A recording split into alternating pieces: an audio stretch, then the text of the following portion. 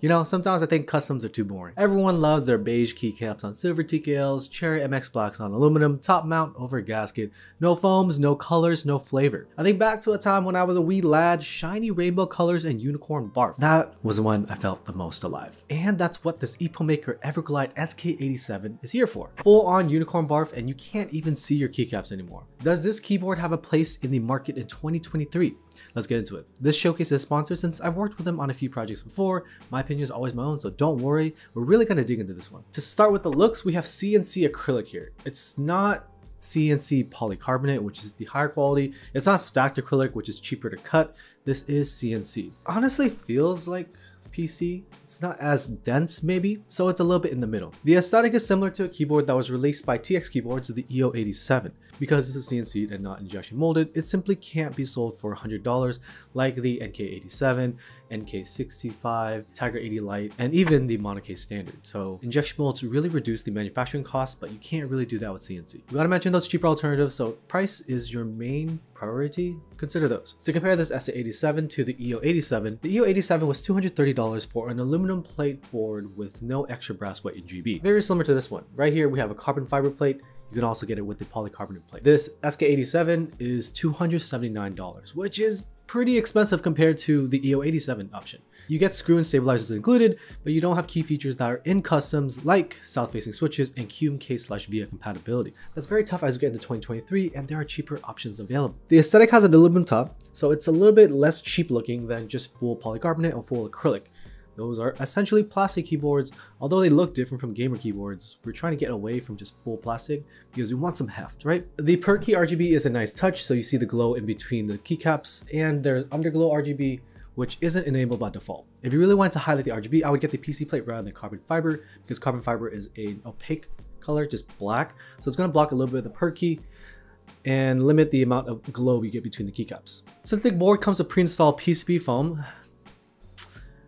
it's going to block a little bit of the light bouncing around for the Perky. Perky RGB is the LED that points to your eyeballs. Underglow RGB is the LED that points toward the table. So in terms of the default condition, the underglow, like I mentioned, was not enabled. So I had to figure out how to turn it on, right? I stumbled through the software, which had an extremely suspicious file name and was completely in Chinese. I couldn't figure it out. Later on, I was able to get it enabled by just mashing buttons. There's a manual included, but it's a pretty bare bones manual with function defaults. So function plus Q, function plus tab is supposed to change the key mapping, and I can't really get the keys to work. I don't know if I have to tap or hold. I believe I have to hold. To say the experience is finicky is an understatement. I wish it had QMK/VIA just because it's more straightforward, especially since we have VIA via the web these days. You don't even have to install any software. You can use VIA in any computer. So having to fumble around with the function is really odd. Like right now, I'm gonna try to just toggle through the RGB. That's function tab. It's not doing anything. And maybe it's the Win key. It probably is the Win key.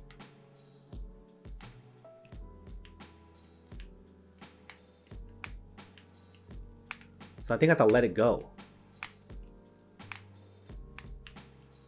There, so you have to hold and let go. I figured that out right in front of you right here. I honestly thought there were no underglow RGBs, which I was really concerned about.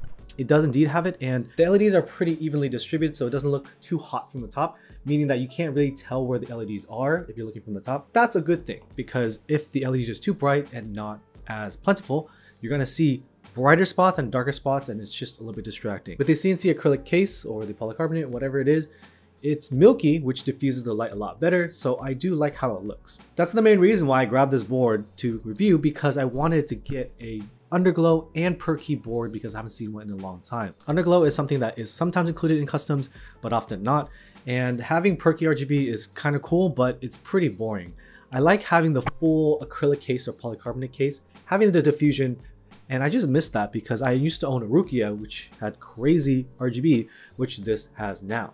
And this light show is the #1 reason why you would even consider looking at an acrylic or polycarbonate case, because it's plastic at the end of the day, and if you don't want the colors and the lights, why get a cheaper looking keyboard? Some people may like the look of polycarbonate, having that milky frosted look, but I think it's kind of boring without the color. Overall, the top is pretty bare bones. There's some LED indicators right there. In terms of the color choices, I would definitely pick the frost white over the black two-tone thing because it just looks odd. Like, it looks like it's trying too hard and it looks too contrasty. I would rather have the diffusion as well as the silver top case.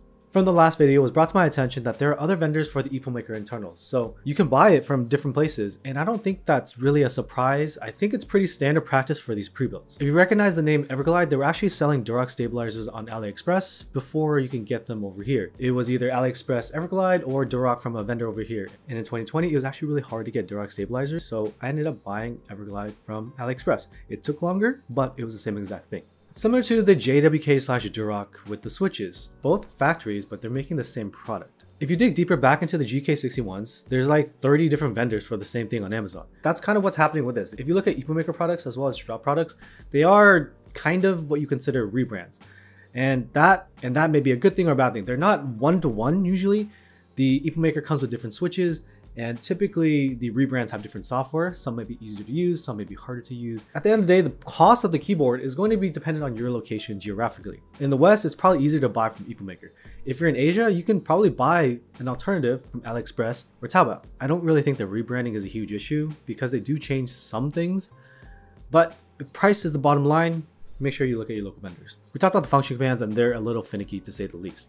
I hate to say this, but the bottom layout with the 4 right mods, that's kind of a normal person's layout. Most people in customs want a 7U spacer these days. We have 3 modifiers on the right. Having 4 is a little ugly and unnecessary, but I do get that maybe they need it for the function key. Personally, I think it's odd that this DIY kit is hot swap, but it doesn't have any other options for the layout. That's just kind of remnant of the pre-built days. If you find other pre-builds, kind of the same thing. It does suck though because it limits your customization in the end. So this is more like an assemble and play, not really a DIY kit. So I was able to connect to the software to try to change the key map and the RGB, but it was extremely suspicious. The name of the software was a bunch of symbols and the entire program is in Chinese. I couldn't understand anything. If Epomaker is rebranding this, I mean they kind of are because we know it's actually by Everglide, they should have provided an English language software. It just makes zero sense. If they're selling it on an international website, it should have international software. And if you're wondering, I am Vietnamese and Chinese. I get this question every single week. I can't read Chinese though. There was a manual that was included with this, which was in English. It had some function keys, but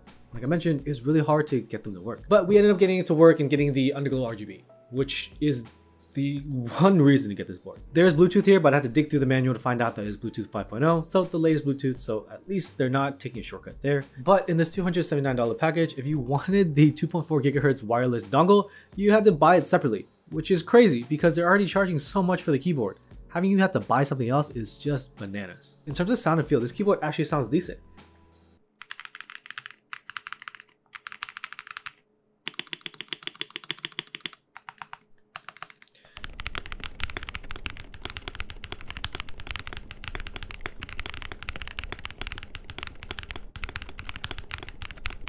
We use Epomaker Comte switches, which are the half silent, which look to be a rebrand of the J-Wick half silence, and I'm happy to report they are smooth from the factory. Although I couldn't find any lube on the stem itself, there was no friction, there was no scratch, nothing. And in terms of the spring ping, no spring ping whatsoever. With the half silent, the sound is only on the downstroke at the bottom out, and the upstroke is silent. If you look at the stem, there's a little rubber dampener at the top, which is actually my preferred silent switch because I don't have to deal with an odd bottom out. And once I let go of the switch after bottom out, I'm not really holding onto it anyways, so having the dampener on the upstroke, I can't feel, which is good. I want it to feel like a regular keyboard.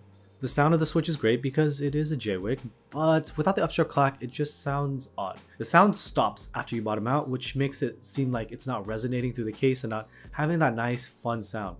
But it's quieter, so it's better for those who are working from home or on calls, or just share a room with someone else and don't want to bother them. These keycaps are called Alice Adventure. They're Epomaker's PPT die sub, and it has cute novelty designs, but there are no keys without the novelties on them, which is really unfortunate because having novelties is supposed to be an add-on for the base kit.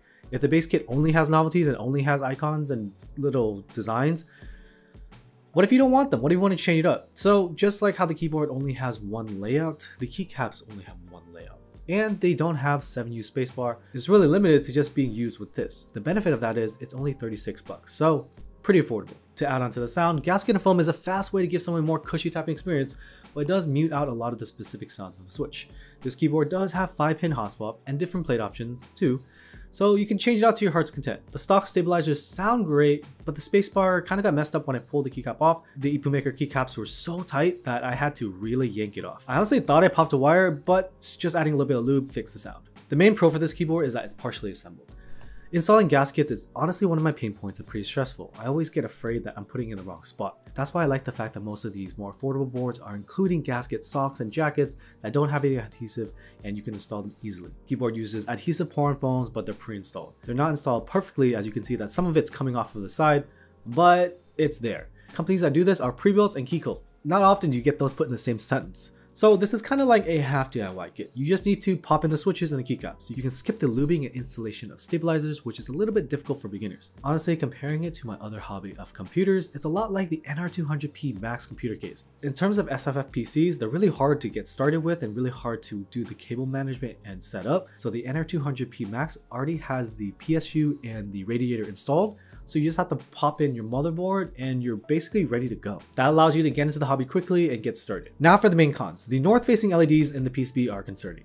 Although we didn't have any issues with the chair profile keycaps that they provided, I wouldn't be so sure about the other keycaps from other manufacturers. The lack of KMK/VIA is a real letdown for a DIY keyboard for this price. Being locked to their software that is barely usable feels half-baked. I know they probably got the rights to sell the keyboard through Everglide, but they need to work on the software to make it more user-friendly for the international market. For these cons, the value proposition is not there at $279, and that's why you'd buy an Epomaker product in the first place. Trying to save some money, trying to get something on a budget. This keyboard is going to be a tough sell at the end of 2022 and early 2023 because you can get injection molded polycarbonate keyboards for a much cheaper price. CNC acrylic gives you the aesthetic, but not quite the heft to justify $279. No brass weight, it's literally just a sticker on the back. Literally. Because it's a CNC, I could probably justify a price for maybe $219 maximum. Under $200 will make them much more competitive as the Zoom TKL is full aluminum and cheaper than this. My opinion is that this keyboard needs a PCB refresh and a much more budget price. Thanks for watching and I'll see you in the next year. Peace.